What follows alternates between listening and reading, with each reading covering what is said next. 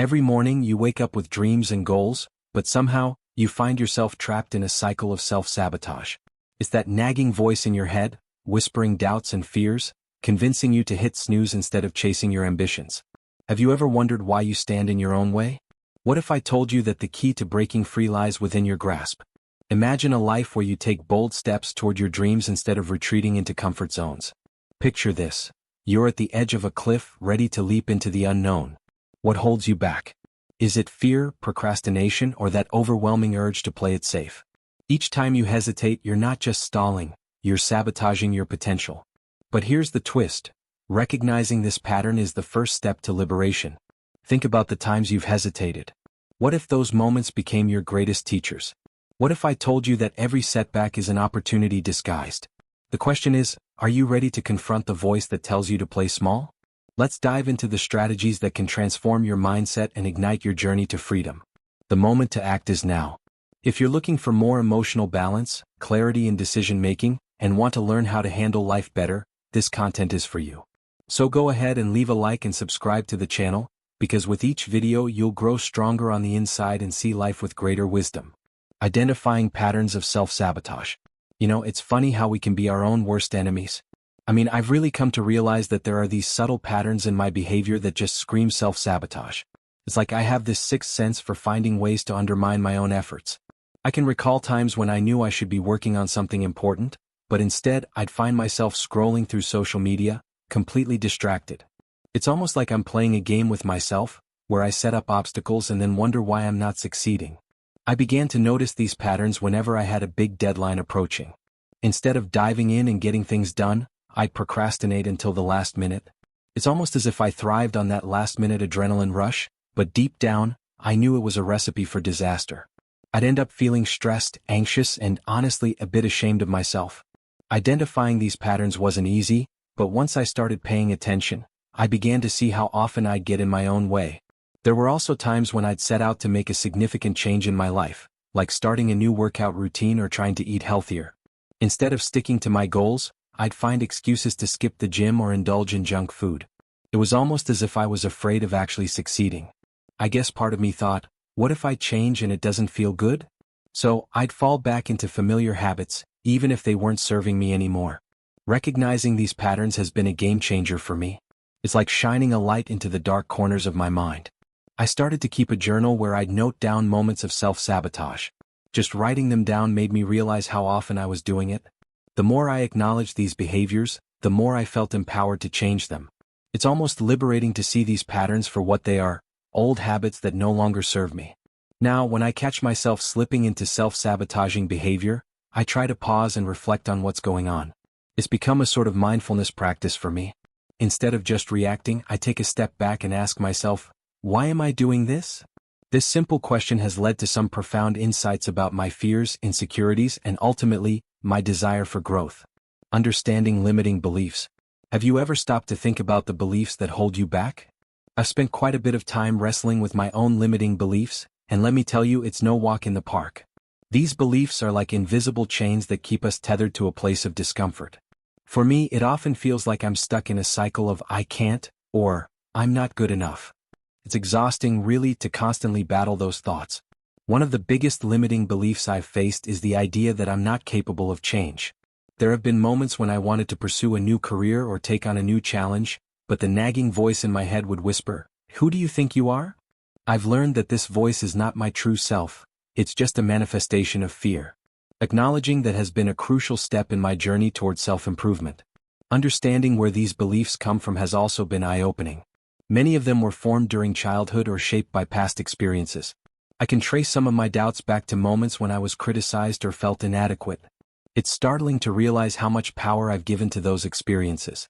But now I'm actively working to rewrite the narrative. Instead of clinging to I can't, I'm practicing saying, I can learn, or I am capable. Challenging these limiting beliefs is like doing a mental workout. At first, it feels uncomfortable, almost foreign, but with practice it gets easier. I've started replacing negative affirmations with positive ones. For example, instead of thinking, I'll never be successful, I remind myself of my past achievements and capabilities. It's a small shift, but it's made a world of difference in how I view my potential. The journey to understanding my limiting beliefs is ongoing, but I've found that self-compassion plays a significant role.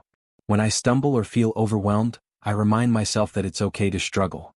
We all have our battles, and acknowledging them is the first step toward breaking free from the beliefs that no longer serve us. Developing emotional self-awareness. Emotional self-awareness is something I've come to appreciate deeply. It's funny how we often go through life on autopilot, reacting to situations without really understanding our emotions. For a long time, I didn't even realize how much my feelings influenced my decisions.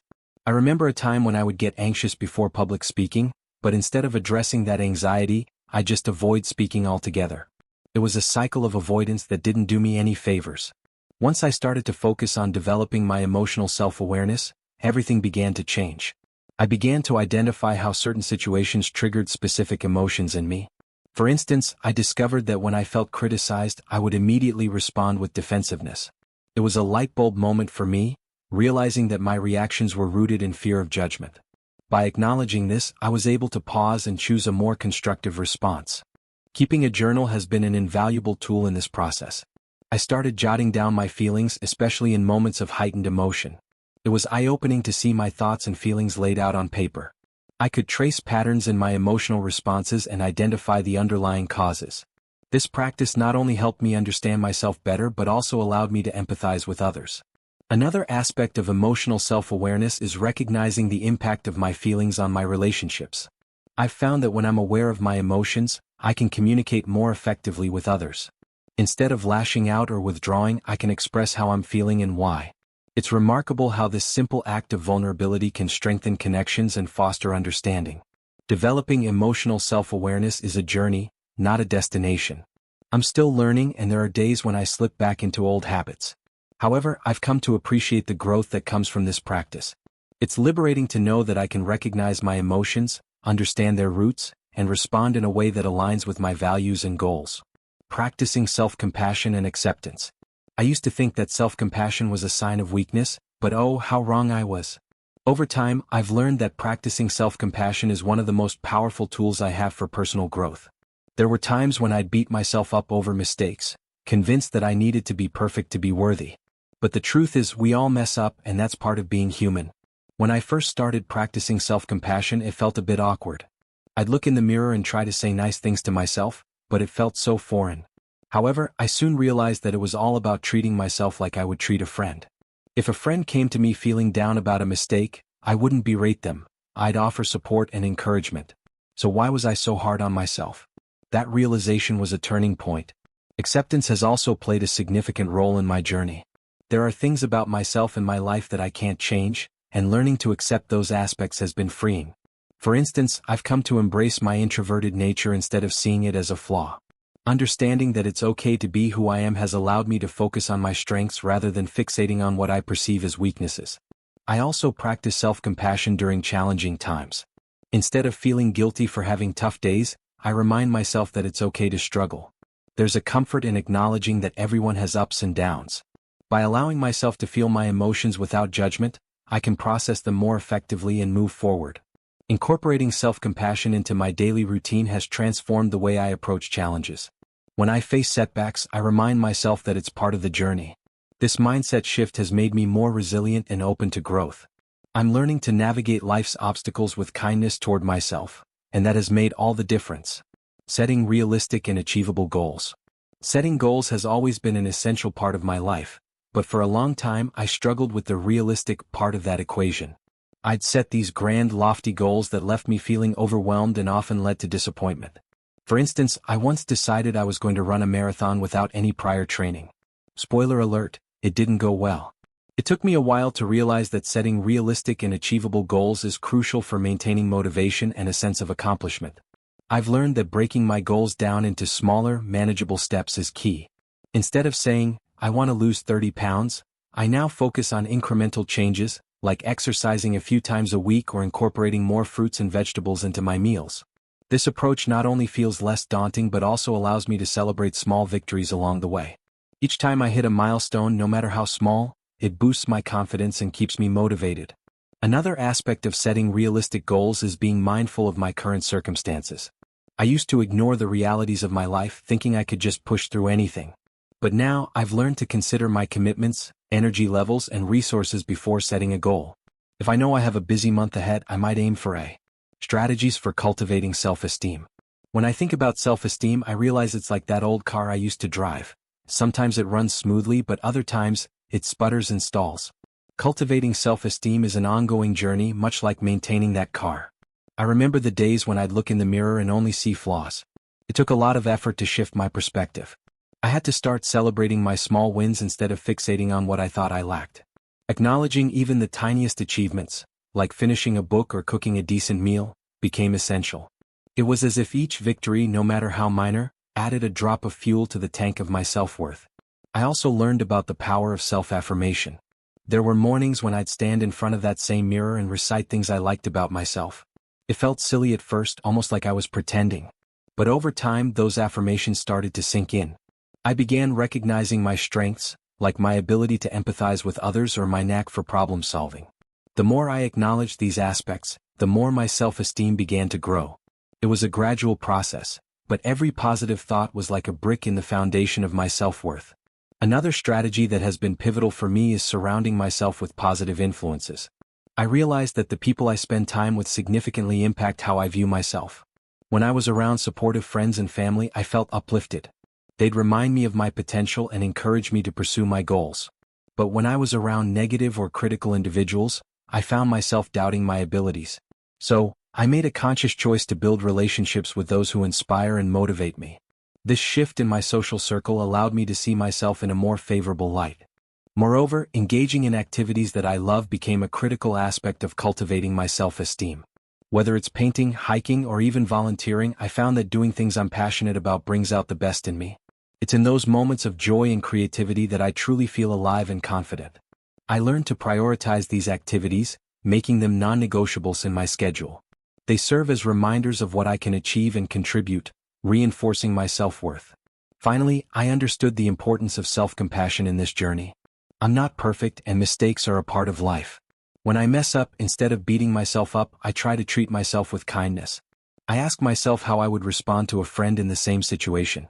This shift in thinking has helped me to rebuild my self-esteem over time, allowing me to learn and grow from my experiences rather than dwelling on them. The importance of positive self-talk. Positive self-talk is something I used to overlook, assuming it was just a fluffy concept. But as I delved deeper into my own psyche, I realized how powerful my inner dialogue can be. Picture this. You're about to give a presentation and your brain starts racing with thoughts like, what if I mess up? Or, I'm not good enough. I've been there, and it's a downward spiral. Recognizing this pattern was my first step. I had to consciously replace those negative thoughts with affirmations of capability. I've prepared for this and I can handle it, became my mantra. One of the best strategies I found was to keep a journal of my thoughts. Whenever I caught myself engaging in negative self-talk, I wrote it down. But here's the twist, I also wrote a counter-statement. For example, if I wrote, I'm terrible at my job, I'd counter it with, I have skills and experience that make me valuable.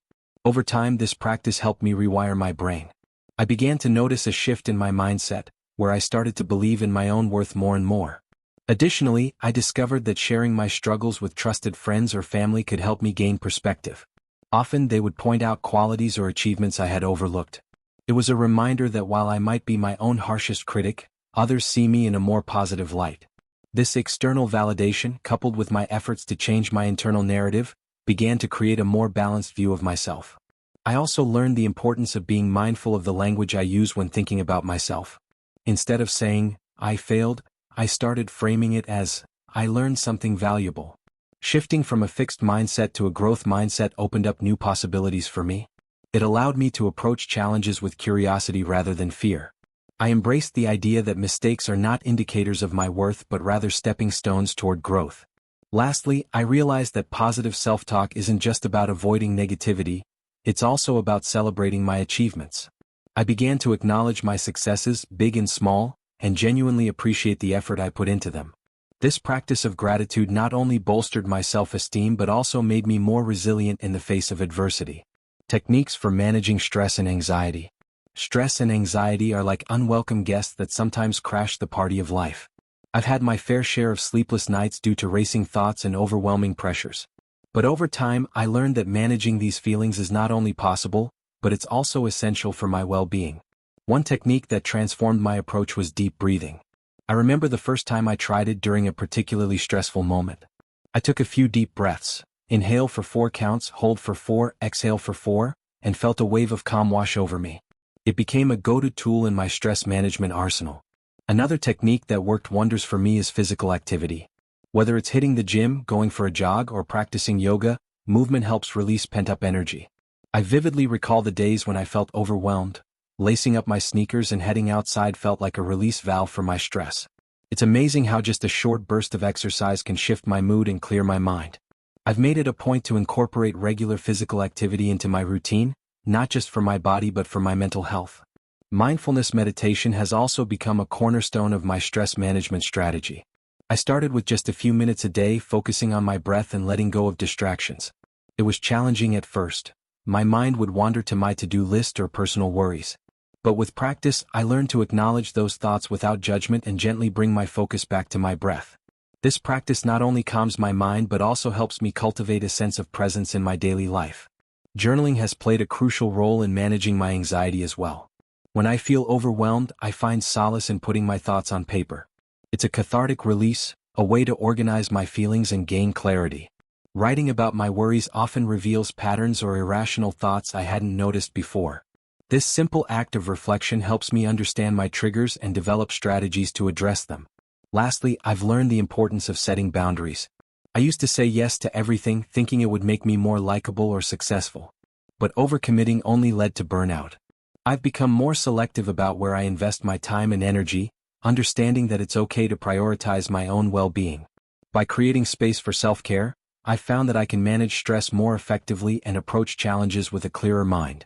The role of environment and social relationships in self-sabotage. As I reflect on my journey, it's become clear that my environment and social relationships play significant roles in my tendency to self-sabotage. When I was surrounded by negativity, whether it was a toxic workplace or critical friends, I often felt drained and defeated. It's like trying to run a marathon in quicksand. Every step forward felt impossible. I realized that the energy of those around me could either lift me or pull me down. Recognizing this was a game changer for me. I made a conscious decision to evaluate my relationships. I started distancing myself from those who drained my energy and sought out connections with individuals who uplifted me. I remember having a heart-to-heart with a friend who always encouraged me to pursue my passions. That conversation sparked a realization. I needed to be around people who believed in me. By surrounding myself with positivity, I began to feel more empowered and less inclined to sabotage my own efforts. Additionally, my physical environment has a profound impact on my mindset. I used to work in a cluttered space filled with distractions. It was chaotic and I found it difficult to focus. Once I cleaned up my workspace and created an environment that inspired me, I noticed a significant shift. A clean, organized space allowed me to think more clearly and work more efficiently. It became a sanctuary for creativity rather than a source of stress. Moreover, I began to pay attention to the media I consumed, from social media to television. I realized that constantly comparing myself to carefully curated lives online only fueled my self-doubt. I made it a point to follow accounts that inspire me rather than those that trigger feelings of inadequacy. This shift in consumption has allowed me to cultivate a more positive mindset, reducing the urge to self-sabotage. Lastly, I recognized the importance of open communication in my relationships. When I started expressing my feelings and needs, I found that it not only strengthened my connections but also diminished feelings of isolation. Being vulnerable with others allowed me to receive support and encouragement, which ultimately helped me combat the self-sabotaging tendencies that had once held me back. Practices of mindfulness and presence. Mindfulness has been a transformative practice in my life, often acting as a lifeline during tumultuous times. I remember the first time I tried a mindfulness exercise. I was skeptical. Sitting quietly and focusing on my breath felt foreign, and the influence of habits and routines on self-sabotage. I've always found it fascinating how our daily habits can shape our lives in ways we often don't realize. Think about it. When we wake up each morning, we have a set routine that guides us through the day. But what if those routines are subtly undermining our success? It's a bit of a wake-up call to recognize that our habits can either propel us forward or hold us back. I've had my fair share of experiences where I felt stuck, and looking back, I could trace it all to the comfort of my routines. Those familiar patterns that, while cozy, kept me in a box. When I started to dig deeper, I realized that some of my habits were rooted in fear fear of change, fear of failure, or even fear of success. For instance, I had a habit of scrolling through my phone instead of tackling my to-do list. It wasn't just procrastination. It was a way of avoiding the discomfort of facing challenging tasks. Recognizing this was the first step in breaking free from the chains of my self-sabotaging behaviors. I had to be honest with myself about how my habits affected my productivity and self-esteem. Creating new, healthier habits was not an overnight process. It took time and patience. I began by identifying the specific routines that I wanted to change, and then I set small, achievable goals. For example, instead of diving straight into social media in the morning, I decided to dedicate the first 30 minutes of my day to reading or journaling. This shift not only helped me start my day on a positive note but also gave me a sense of accomplishment right off the bat. Over time, these small changes accumulated and I started to feel more in control of my life. It's also important to reflect on how external factors influence our habits. The people we surround ourselves with, the environments we find ourselves in, and the societal expectations we feel can all play a role in shaping our routines. I noticed that when I was around more motivated individuals, I found it easier to adopt better habits. Conversely, being in environments where procrastination was the norm made it all too easy to fall back into old patterns. This realization pushed me to reassess my social circles and the environments I spent time in. Now, I make a conscious effort to cultivate habits that align with my goals and values. It's a continuous journey, but by being mindful of how my routines influence my behavior, I've been able to reduce self-sabotage significantly. It's empowering to recognize that I have the ability to choose my habits and, in turn, shape my destiny.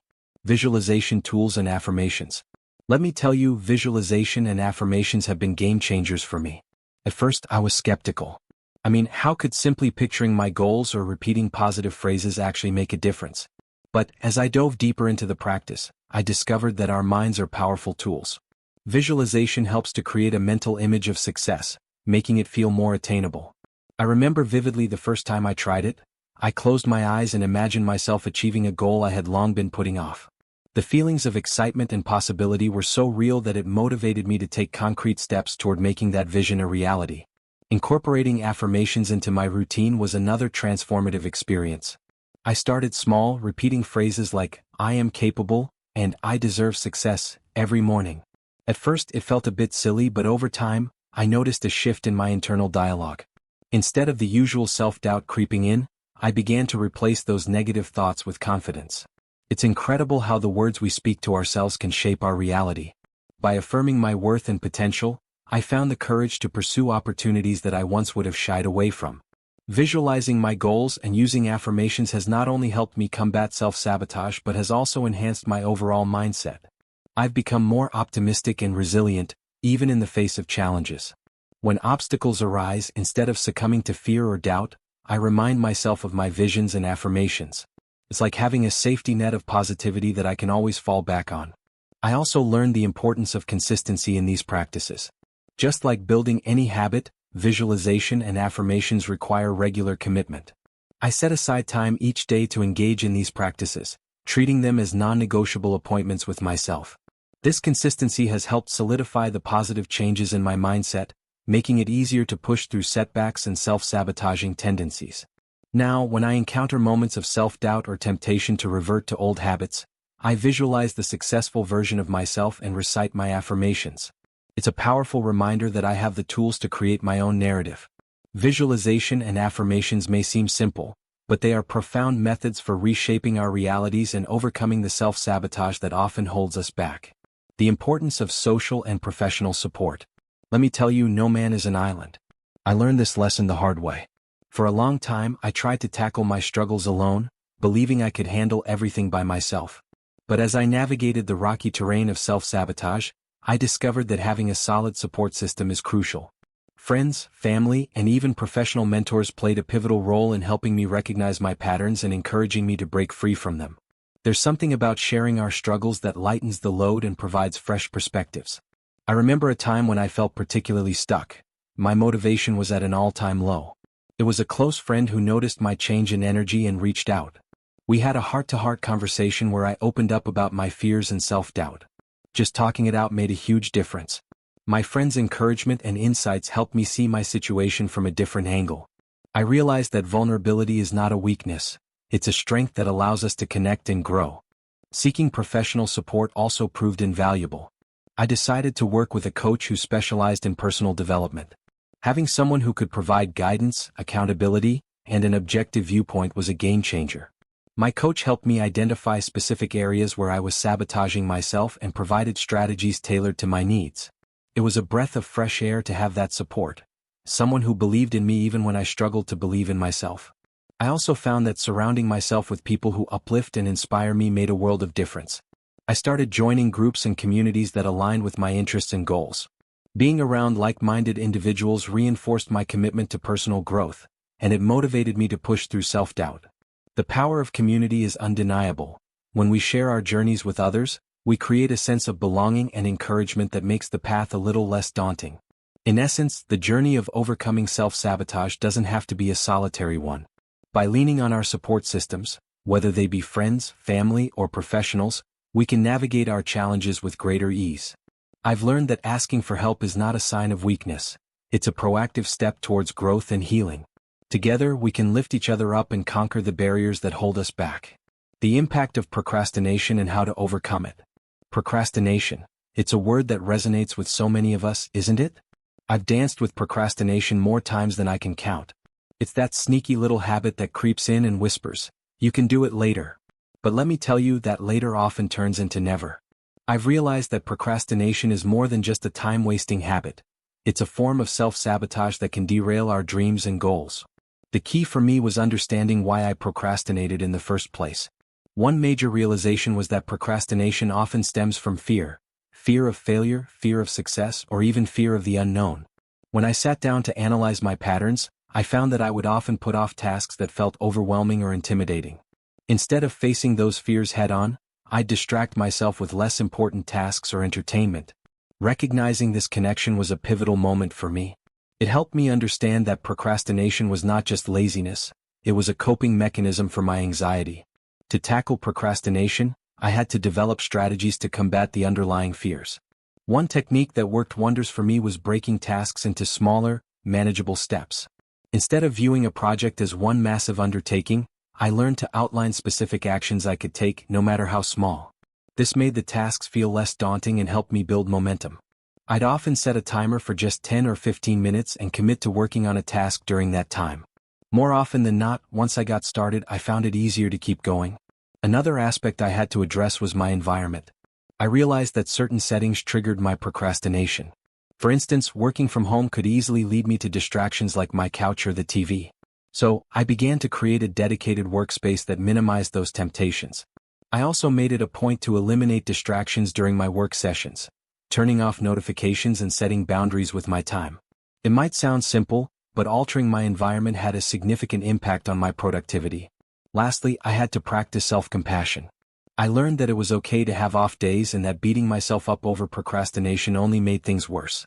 Instead of spiraling into guilt, I started to acknowledge my feelings and remind myself that I was taking steps to improve. This shift in mindset allowed me to approach my work with a sense of grace and understanding.